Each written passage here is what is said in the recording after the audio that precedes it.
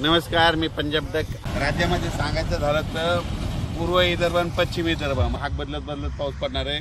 त्याच्यानंतर तो पाऊस हिंगोलीकडे येईल काही भागात, त्याच्यानंतर तो परभणीकडे येईल, बीड जिल्ह्यात काही जाईल, जालनाकडे राहील, बुलढाण्याकडे राहील, इकडे जळगावकडे देखील राहणार आहे. पण राज्यात मात्र सध्यानं 6 तारखेपर्यंत असाच भाग बदलत पाऊस पडणार आहे म्हणून हा अंदाज लक्षात येतं. सांगायचं झालं तर 10 जुलैपर्यंत असाच वेगवेगळ्या भागात पाऊस पडणार आहे. सर्वदूर पडणार नाही म्हणून हे सर्वांनी लक्षात घ्यायचं. जिकडे पडला तिकडेच पाऊस पडणार आहे. ज्यांना सोडून दिलं त्यांना सोडून देणार आहे. म्हणून जशी शेतीची कामं करायची वेळ असेल तशी तुम्ही शेतीची कामे करून घ्या.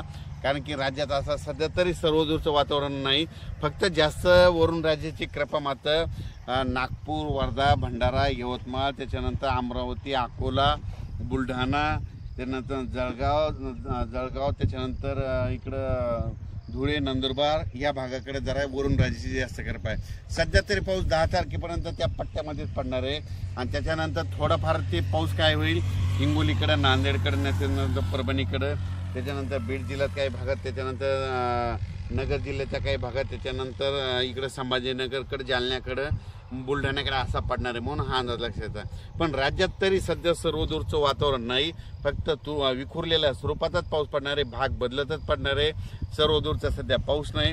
म्हणून योगायोगाने जशी शेतीची कामे करायची असेल तर तुम्ही शेतीची कामे करू शकता. आज देखील 3 जुलैला रात्री बघा तुम्ही, आज 3 जुलैला विदर्भामध्ये बऱ्याच ठिकाणी पाऊस पडणार आहे. परभणी जिल्ह्यात देखील पडणार आहे, बीड जिल्ह्यात देखील पडणार आहे, त्याच्यानंतर संभाजीनगरकडे देखील पडणार आहे, लातूर जिल्ह्यात देखील काही भागात पडणार आहे, त्याच्यानंतर धाराशिवकडे पडणार आहे, त्याच्यानंतर सोलापूर जिल्ह्यात देखील काही पडणार आहे. पण सर्वदूर नाही पडणार, भाग बदलत पडणार आहे, विखुरलेल्या स्वरूपाचं पडणार आहे म्हणून हे अंदाज लक्षात येतात.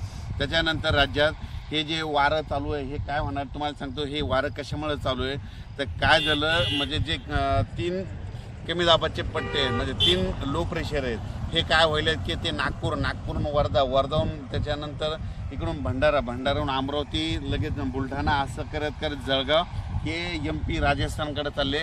तिकडे जास्त जात असल्यामुळं आपल्या महाराष्ट्रामध्ये हे पाऊस जास्त सर्वदूर नाही. मग हे पाऊस हे ज्यावेळेस स्थिर होतील म्हणजे हे होतील 7 तारखेला हे वारं बंद होईल म्हणजे सर्व राज्यातलं. आणि 7 तारखेच्या नंतर परत मग 10 जुलैच्या नंतर वातावरण बदलायला सुरुवात होईल. म्हणून पण 10 जुलैनंतर वातावरण बदल झालं तर त्याचा लगेच एक मेसेज दिला जाईल. पण सध्या तर राज्यात विखुरलेल्या स्वरूपाचा पाऊस आहे. शेतीची कामं करून घ्या. धन्यवाद.